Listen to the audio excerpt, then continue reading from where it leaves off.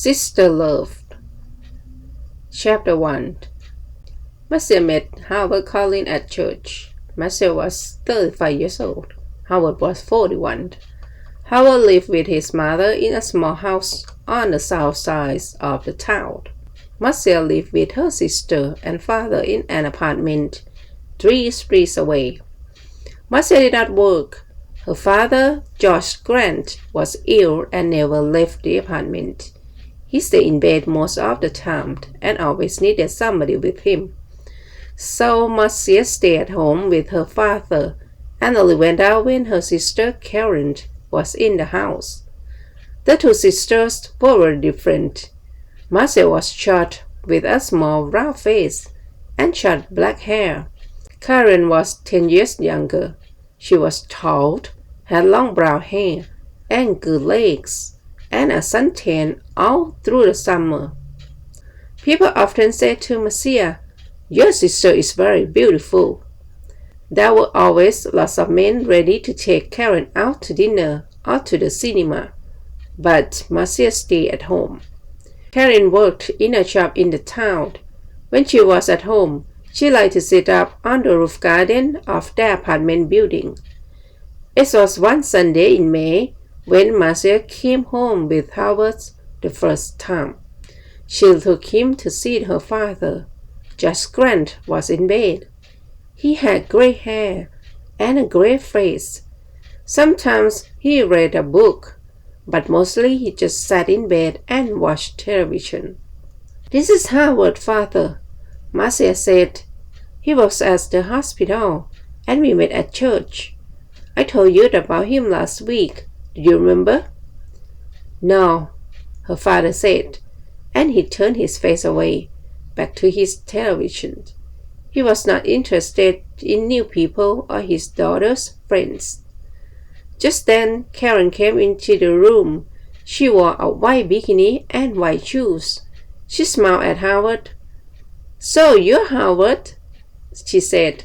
"My big sister had got a boyfriend at last." Howard's face went red, and he looked down at his feet. Karen laughed. "Come on up to the roof garden and have some wine. The sun is wonderful this morning." "Oh, Howard began. Marcia looked angry at her sister, but then she said, "Yes, I might get father a drink. See you in a minute." Howard got up to the roof and talked to Karen. The sun was hot on the roof, and Howard took off his coat. He looked around.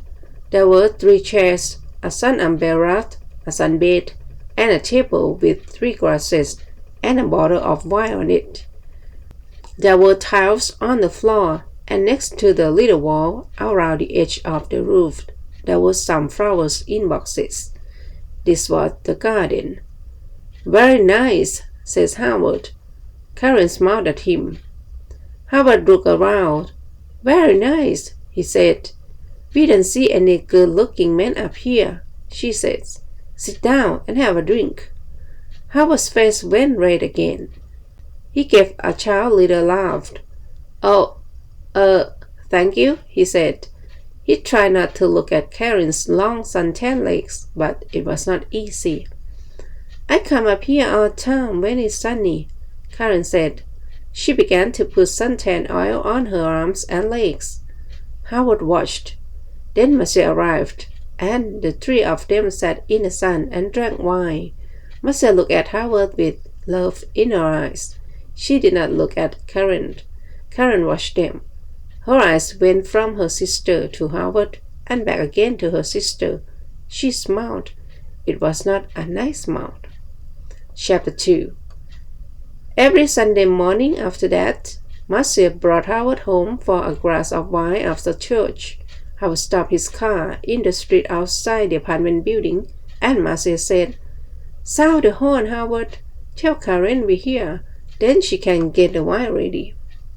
So Howard gave 3 little toots on his car horn. On sunny days, Karen always came to the wall at the edge of the roof and looked over to wave at them. Then she went to get the wine. She always wore her bikini or very short skirt. Marcia never wore short skirts or a bikini. On sunny days, Karen always came to the wall at the edge of the roofs and looked over to wave at them. "My legs are too fat for bikinis," she told Howard. "Your legs aren't very nice," he said shyly. One day in June, Karen asked Howard, "What time do you finish work, Howard?" "About 6 o'clock," he said. "Could you bring me home after work?" Karen said. "My shop's very near the hospital. You drive right past it, and you already live 3 streets away from us." "That's a very good bus," said Marcia quickly. "It stops outside our building." "But the bus is so slow," Karen said. "Please, Howard. Please, Howard," Karen said. Howard looked from one sister to the other. "Oh, well, yes, all right then," he said. "Thank you," Karen said and gave him a kiss. So every evening Howard drove Karen home. On the first Friday they were an hour late. When they arrived, Marcia was at the door of the apartment building. "What happened?" she asked. "Why are you so late?" "There was an accident," Karen said. 3 cars all across the road. On that hill by the cinema, you know. We couldn't get past. We couldn't go back. There were so many cars, nobody could move." Howard said nothing. It was a long, hot summer that year. Marcia went to church every Sunday morning, and Karen stayed at home with their father. When it was sunny, and it often was, Karen went up to her sunbed on the roof. When Marcia went up to the roof garden, she always sat under the umbrella. But Karen put on lots of suntan oil and sat in the sun in her bikini.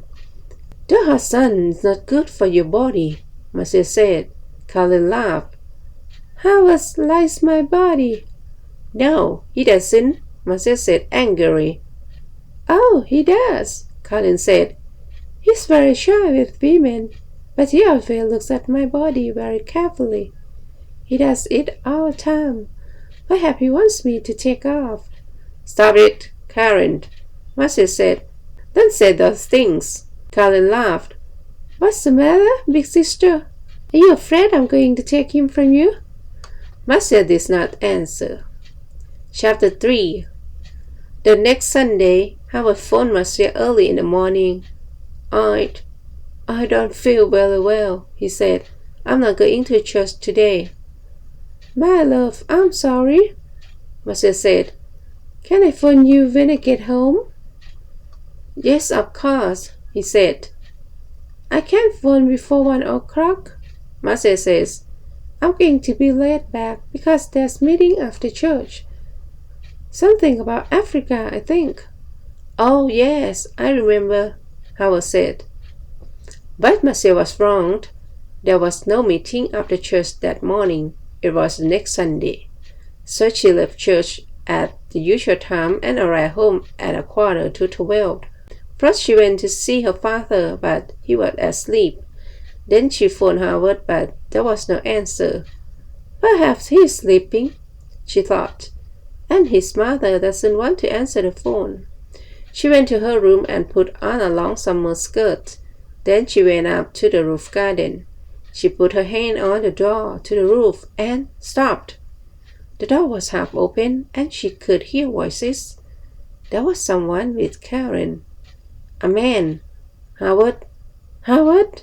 Marcia listened. Marcia could hear voices. "I feel bad about this," Howard said. "We must tell Marcia soon, Karen." "No," Karen said quickly. She gave a little laugh. "It's our secret, Howard. Only for a little longer, all right?" I don't like," he began. "But you do love me, Howard," Karen said. "Not Marcia. Say you love me, please." Marcia suddenly felt cold. You know I do," Howard answered. "But," Karen kissed him, "it's our little secret." "Oh, Is your car outside, my love? We don't want Marcia to see it. I didn't bring my car, Howard said. I walked here. Good, Karen said. But it's getting late. You must go before she comes home. They kissed again. See you tomorrow, usual time, usual place, said Karen. Now, go. Marcia moved quickly and quietly away from the roof door and ran to her bedroom. She did not want Howard or Karen to see her. She heard their voices. Then the front door of the apartment opened and closed. Howard was gone. Marcia sat on her bed for an hour. Why? She thought. Why does she do it? I stay at home with an old man all the time. I can't go out to work. I can't make new friends. I can't meet new people. I go shopping once a week, and I go to church once a week. That's all. And then I met Howard. When he says, I love you, I was so happy. And now, Karen had everything. Good looks, a job, friends. She was young. She was beautiful. She could have any man. So why Howard? Why? It's not because she wants him, Marcia thought. It's because love him? It's because she doesn't want me to be happy. But you do love me, Howard? Not Marcia. You know I do. Was it true? Did Howard love Karen and not her? No. He saw only the beautiful suntan body. He didn't know her. She's not going to have him, Marcia thought. Chapter 4. Every evening that week, Howard drove Karen home after work, and every evening they got later and later. The next Sunday, Marcia didn't go to church. I've got a bad head, she told Karen. I just phoned Howard and told him, and he's coming here after church as usual. I'm going back to sleep for an hour or two. And she went into her bedroom and shut the door. Later in the morning, when Karen was with their father, Marcia went up to the roof garden. Karen's bottle of suntan oil was on the table, and Marcia smiled. Oh, is your head better? Karen asked. Yes, thanks, Marcia said. Karen wore her bikini, a new yellow one. She opened her bottle of suntan oil. Karen opened her bottle of suntan oil. Oh, that's not much here, she said. I must get some more. She began to put some oil on her legs. 20 minutes later, Howard stopped his car in the street below. Up on the roof, Karen and Marcia heard the usual 3 little toots on his car horn. He's here, Karen said excitedly. Your man's here, big sister. And she laughed. Yes, Marcia thought. My man, not yours, Karen. Karen jumped up from her sunbed. She ran to the wall at the edge of the roof to look down and wave to Howard. She had no shoes on, and at the wall, her feet suddenly slipped away from under her. Ouch! She cried. She fell forward and put out her hands to grab the wall, but the top of the wall was slippery too. Her hands could not hold it, and slipped away off the wall, over the edge. And her body went on too, over the edge of the wall, and down. Before she hit the ground, she knew. Slippery, suntan oil, Marcia. The end.